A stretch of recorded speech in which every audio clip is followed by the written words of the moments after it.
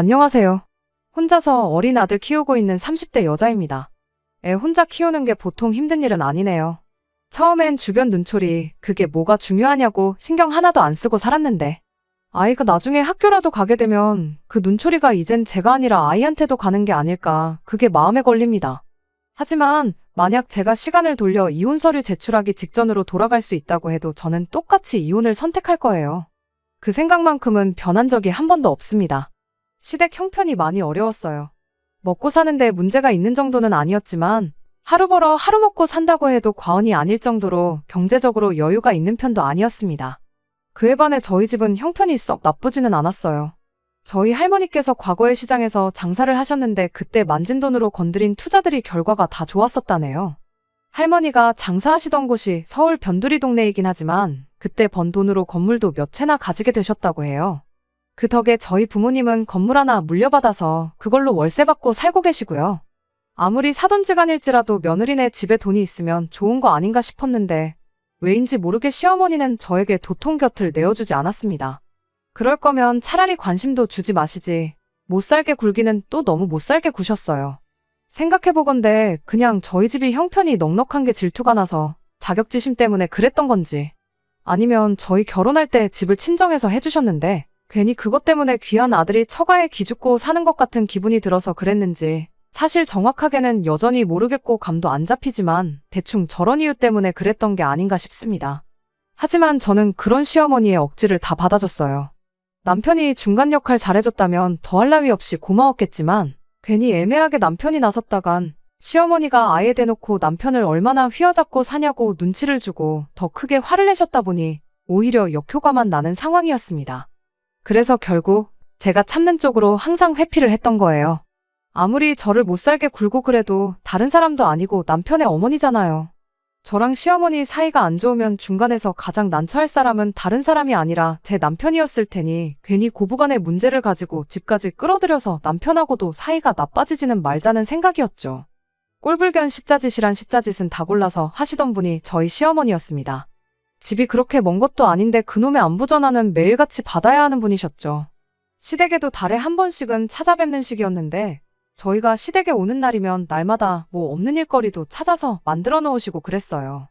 멀쩡한 세탁기 두고 이불은 밟아서 빨아야 한다며 욕조에 세제 풀어서 물 받아놓고 기다린다던가 김치는 갓 담근 게 제일 맛있다며 배추 3포기씩 절여놓고 기다리신다던가 하는 식이었죠. 한 번은 이웃분들 만두 좀 해드려야겠다고 만두만 300개 넘게 빚은 적도 있었죠. 남편이 나서서 자기도 같이 돕겠다고 하면 밖에 나가 힘들게 돈 벌어오는 사람이 주말까지 일을 해서 쓰겠냐며 꼭 그렇게 저한테만 일을 시키곤 했어요. 저희가 맞벌이이긴 했지만 저는 아이가 태어나고 나서부터는 육아를 이유로 재택근무를 시작했거든요. 집에서 일을 하는 게 시어머니 눈에는 편하게 돈을 번다고 여겼던 거죠. 물론 집에서 일하는 게 매일같이 회사 출퇴근하는 것과 비교하면 체력적으로는 조금 더 편한 건 사실입니다만 저는 아이 돌보면서 제 일까지 해야 했으니 따지고 보면 재택근무라고 해서 무조건 더 편한 게 아니었거든요.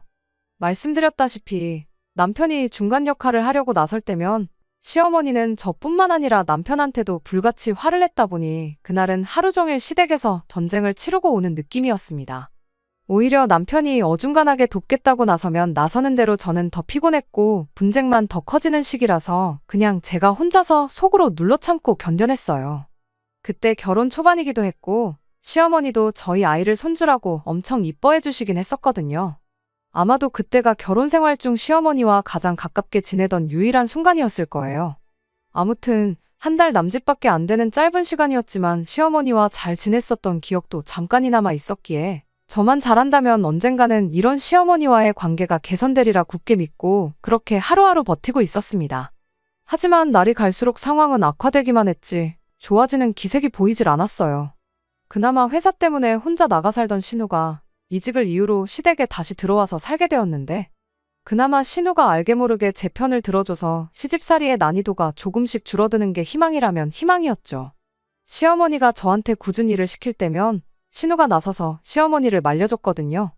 나도 언젠가 결혼해서 남이 집 며느리가 될 텐데 시댁 올 때마다 시어머니가 이렇게 고생시킨다고 생각해보라며 일 시키는 시어머니를 뜯어말려주곤 했어요. 덕분에 시어머니가 준비하는 강제노동의 강도가 조금 줄어들기는 했습니다. 하지만 우리 시어머니를 누가 이기겠어요. 일의 강도가 약해졌을 뿐이지 저 올 때마다 온갖 귀찮은 일은 일대로 준비해서 다 저한테 시키고는 했습니다. 언젠간 나아지겠지라는 생각으로 몇 년을 버텼는데 남편이 나서도 신우가 나서도 나아지는 게 하나도 없었다 보니 저도 생각을 달리 하게 되었어요. 제가 이렇게까지 해서 시어머니와 잘 지내게 된다고 한들 얻는 게 뭐가 있겠나 싶었던 거죠.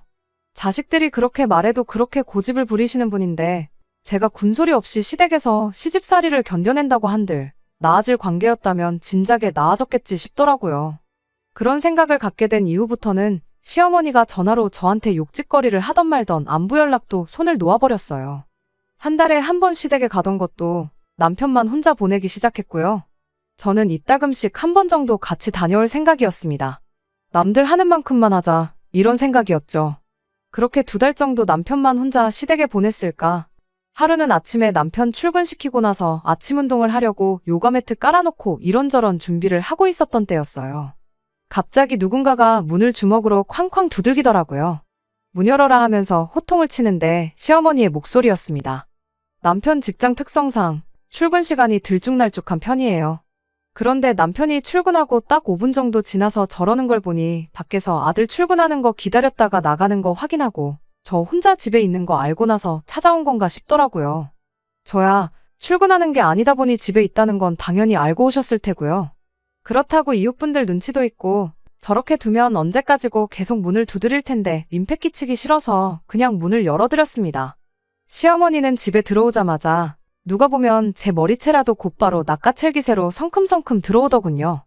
제가 운동하려고 준비해놓은 걸 보고는 아주 팔자가 편하다고 하면서 다짜고짜 저한테 너는 어른 알기를 얼마나 우습게 알길래 이렇게 얼굴 보기가 힘드냐.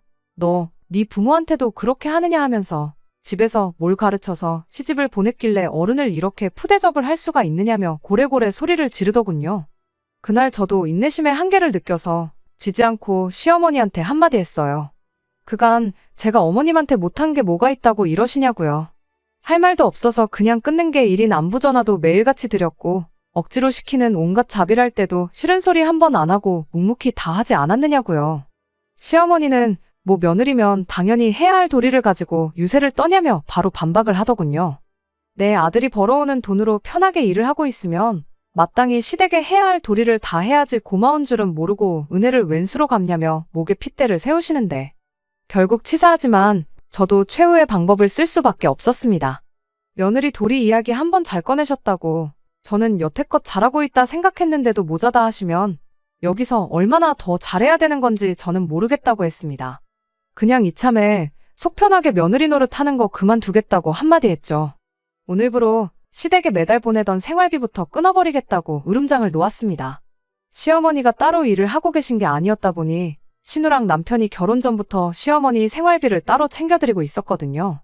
저희 결혼하면서 보내던 생활비를 끊어버릴 수는 없으니 양가에 똑같이 보내기로 했었어요. 그런데 친정부모님은 여유가 있다 못해 넘쳐나는 분이셨다 보니 그런 거 받을 필요 없다고 거절을 해오셨습니다. 그래서 그건 그거대로 저금을 할까 했는데 시댁 형편 어려운 것도 알고 그러니 차라리 제가 친정에 보낼 몫을 시댁에 드리기로 했던 거예요. 시어머니 입장에서는 제가 보내던 돈이 여윳돈이나 마찬가지였으니 솔직히 포기하기 싫은 돈이었을 겁니다. 그 누구보다 시어머니가 그걸 잘 알고 있었을 테고요. 제 예상대로 그 말이 나오자마자 시어머니가 조용해지더라고요. 물론 며느리 앞에서 자존심도 챙겨야 했으니 바로 꼬리를 내리지는 않으셨지만 저한테 이 소리 저 소리 할 말 못할 말 가리지 않고 퍼붓던 시어머니가 그냥 혀를 한 번 쯧하고 차더니 그냥 집으로 돌아가시대요. 그간 그렇게 참아왔던 걸 터뜨렸는데 속이 후련하다기보단 자꾸 신경이 쓰이고 마음에 걸리더라고요. 할 일이 산더미였는데도 불구하고 그날은 아무 일도 손에 잡히지 않을 정도로 심란했습니다. 남편이 퇴근했는데도 아무 말이 없고 무슨 일이 있었는지 전혀 모르는 눈치길래 제가 먼저 솔직하게 말했습니다. 당신 출근하고 아침에 시어머니가 찾아오셨다. 이런저런 일이 있었고 나는 거기서 참지 못하고 시어머니한테 한마디 했다. 생활비 끊겠다고도 말했다. 정말 토시 하나 빠뜨리지 않고 있던 일 그대로 사실만 전했습니다. 저한테 유리하게 바꾼 말도 없이 솔직하게 전부 다요. 남편이 제 이야기를 듣고는 미안하다고 사과를 해왔어요. 당신이 잘못한 게 없는데 왜 나한테 사과를 하느냐 했더니 그래도 자기가 여태껏 중간 역할 못하고 그랬던 게 화근이 된 거 아니겠느냐 하면서 앞으로라도 자기가 확실하게 제 편을 들어주겠다고 약속을 하더라고요. 오히려 남편이 한술 더 떠서 시어머니가 적어도 본심은 저를 여전히 싫어할지라도 저한테 쓴소리 2번 다시 못하게 해야겠다며 당분간 자기가 보내주는 돈까지 같이 끊어보는 게 어떨까 하고 제안을 하더라고요. 남편도 저도 시어머니를 너무 쉽게 생각했던 게 불찰이라면 불찰이었을 거예요. 남편 딴에는 당장 제가 보내는 돈 끊는다고 하셨을 때 아무 말도 못하고 집에 가셨으니 자기가 보내는 것까지 합치면 그래도 저를 조금이라도 어렵게 생각하시지 않겠냐는 취지로 꺼냈던 말인데 오히려 시어머니는 남편한테 더 큰 소리를 치시더군요. 아주 여자에 미쳐가지고 낳아주고 키워준 부모도 몰라보고 돈으로 갑질을 한다고요. 부모 내치고 성공하는 자식 새끼들은 살아생전에 본 적이 없다고 어디 한번 니들끼리 지지고 볶고 잘 먹고 잘 살아보라며 아예 연을 끊자는 선언을 해오셨습니다. 예상외의 반응에 남편이 많이 당황하기는 했지만 그래도 제 앞에서 남편으로서 아빠로서 가장 역할 중간 역할 이제 제대로 해내겠다고 다짐을 했던 게 있다 보니 남편도 시어머니 대응에 맞불을 놓았죠. 이 또한 길어봐야 한두 달이라 생각했고 시어머니도 한번 불편한 거 겪어보면 먼저 연락을 해오시지 않겠나 하는 생각이었습니다. 하지만 저희의 예상은 보기 좋게 빗나갔고 그렇게 거의 2년 가까이 시댁하고는 연을 끊고 살게 되었어요. 처음엔 저도 양심의 가책을 느꼈던 건지 신우 통해서 시어머니 용돈하시라고 돈 10만 원씩 몰래 챙겨드리고 했는데 신우도 중간에 껴서 입장이 난처해 보이고 어떻게 중재를 서려고 하는 움직임도 보이지 않았습니다. 그렇게 한 달, 2달 지나고 나니 또 언제 그랬냐는 듯 저를 신경 쓰이게 만들던 그 양심의 가책도 무뎌지기 시작했죠. 그 뒤로는 아예 신우랑도 연락을 할 일이 없었고요. 그나마 남편이 신우랑 연락 주고받으며 시댁 상황이 어떤지 시어머니는 어떤지 소식 정도만 전해들으며 살게 되었습니다. 그나마 있던 죄송스러운 마음도 무뎌진 건 별거 없었습니다. 정말 너무나도 평화로웠거든요.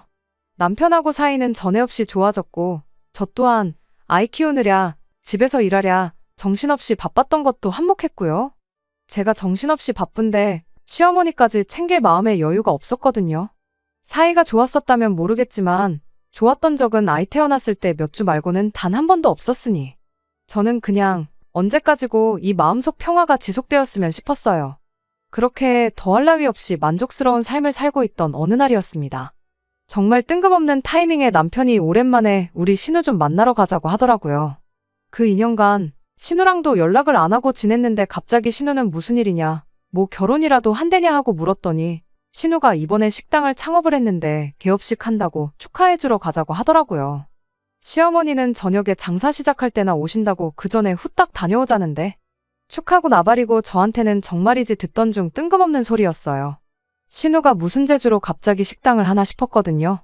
요리라고는 라면밖에 끓일 줄 몰라서 시댁 들어오기 전까지는 배달비 때문에 식비가 많이 나가 걱정이라던 신우였거든요. 요리의 요자도 모르는 신우가 난데없이 식당을 창업했다는데 축하하는 마음보다 걱정이 앞섰습니다. 심지어 그때 당시가 끝물이긴 하지만 코로나 때문에 자영업자들 타격을 많이 보던 시기였었거든요.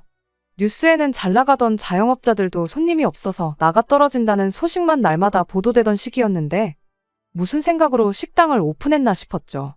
그런데 또 문제는 거기서 끝이 아니었습니다. 시댁이 형편이 넉넉한 것도 아니고 그렇다고 신우가 직장 생활하면서 돈을 알뜰하게 모으는 스타일도 아니었거든요. 게다가 한 직장 우직하게 다니지 못하고 이게 마음에 안 든다, 저거 배우면 돈을 잘 번다더라 하면서 틈만 나면 이직하겠다고 멀쩡히 잘 다니고 있는 회사 그만두고 새 회사로 옮겨 다니던 신우였으니 더더욱이 무슨 돈이 있어서 창업을 했나 싶었어요. 아무리 당시에 나가떨어지는 식당이 많고 상가에는 공실이 넘쳐난다고 하던 시기였지만 창업하는 게 돈이 한 푼 두 푼 드는 게 아니잖아요. 그거 다 빚내서 했을 텐데 또 대출은 아무나 받나요? 무슨 돈이 있어서 창업을 했나 싶었는데 남편이 대수롭지 않게 창업자금은 자기가 보증을 서주고 대출을 받아서 차렸다고 하는 겁니다. 그 말 듣자마자 반사적으로 남편한테 미쳤냐고 소리를 질렀습니다. 시어머니가 시자짓할 때 신우가 몇 번 제 편을 들어줬던 건 고마운 일이지만 그거 고맙다고 해서 저한테 상의 한마디 없이 신우 빚보증을 서줬다는 것부터 용서를 할 수가 없었어요. 물론 저한테 상의를 했었다고 해도 당연히 그렇게 하라고 하지도 않았을 테지만 적어도 저한테 물어라도 봤었다면 어떻게 친정부모님 손을 빌리든 해서 다른 방법을 모색했을 거 아니냐고 한마디 했죠. 남편은 우리 살고 있는 이 집도 장인장모님이 해주셨는데 내가 어떻게 또 장인장모님 신세를 지겠느냐면서 자기가 옳은 결정을 내린 거니 신경 쓰지 말라고 하더라고요. 차라리 우리 모아놓은 돈을 그냥 줬으면 줬지 보증은 절대로 해선 안 되는 거 모르냐고. 시누이라서가 아니라 우리 친정에서 보증을 서달라고 했어도 당연히 거절하는 게 보증이라고 당신 제정신이냐고 몇 번을 더 따졌어요. 남편은 끝까지 저한테 걱정하지 말라면서 낙관적인 태도를 보이더군요. 코로나도 거의 끝물이지 않냐. 원래 그 자리가 한 달에 억대 매출을 올리던 자리였다더라 하면서 자리가 엄청 좋은 자리니 신우도 앞으로 떼돈 벌 일만 남았다고 걱정을 붙들어 매라는 겁니다. 물론 잘 되면야 좋은 거지만 그 근거 없는 확신이 더 무서웠어요. 한 달에 억대 매출을 올리던 자리였다면 왜 그 자리가 공실이 나 있던 건가 생각은 안 해본 건지.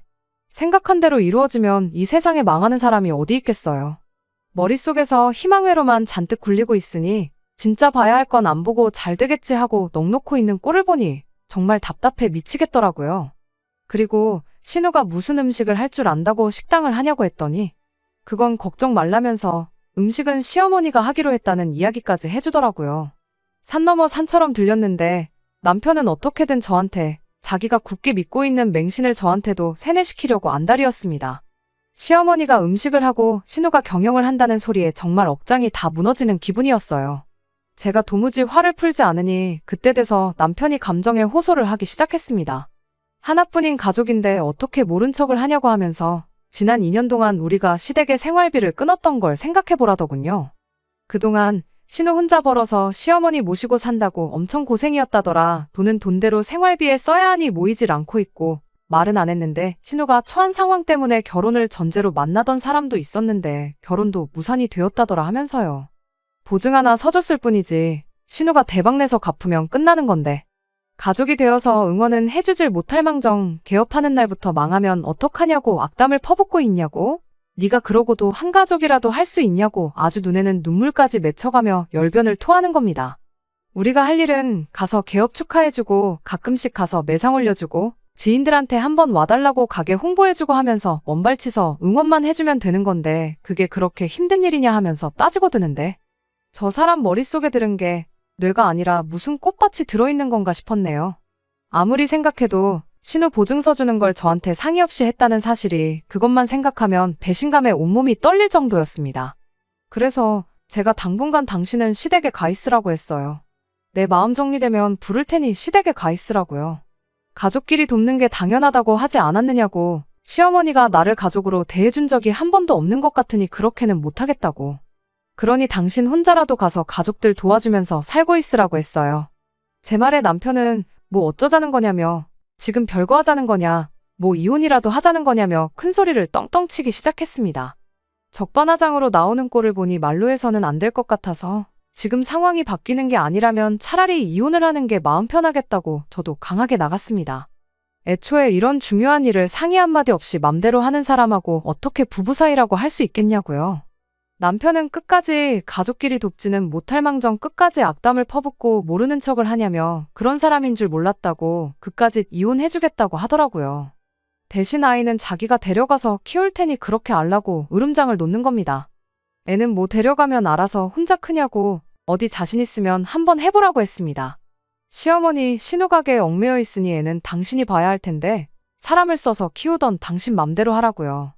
그러다 내 말대로 신우 가게가 망하기라도 한다면 당신 혼자 벌어서 빚도 대신 갚아주고 시댁 식구들의 우리 애까지 당신 혼자 벌어서 다 해야 하는데 그때 돼서 후회나 하지 말라고 했어요. 남편은 그제서야 정신을 차렸는지 아무 말도 못하더군요.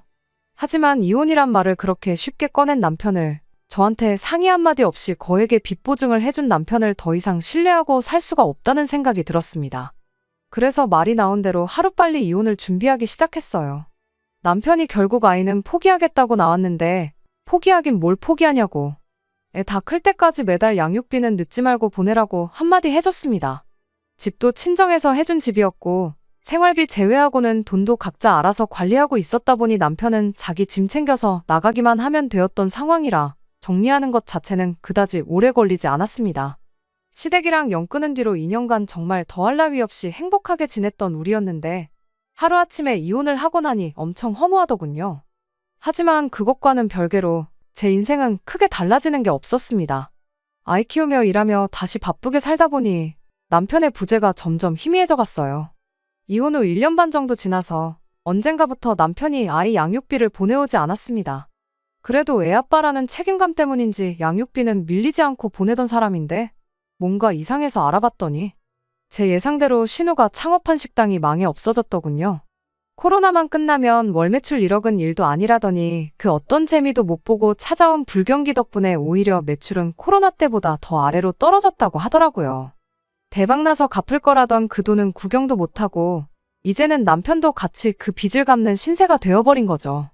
그나마 다행인 건 시어머니의 신우까지 일을 하면서 온 가족이 힘을 합쳐서 그 빚을 갚고 있다는 사실이겠네요. 한 가족 하더니 저 빼고 가족들끼리는 그런 끈끈한 의리가 있었나 봐요. 그러니까 저한테 말도 없이 보증을 서줬던 거겠지만 말이죠. 그런 상황을 알고 나니 일말에 정이 남아있어서 그랬나 차마 양육비를 보내라고 독촉은 못하겠더라고요. 당장 제 벌이만으로도 사는데 모자란 게 하나 없었으니 괜히 양육비 달라고 연락해서 내가 혹시 돈이 모자라서 그러나 하는 느낌도 주기 싫었고요.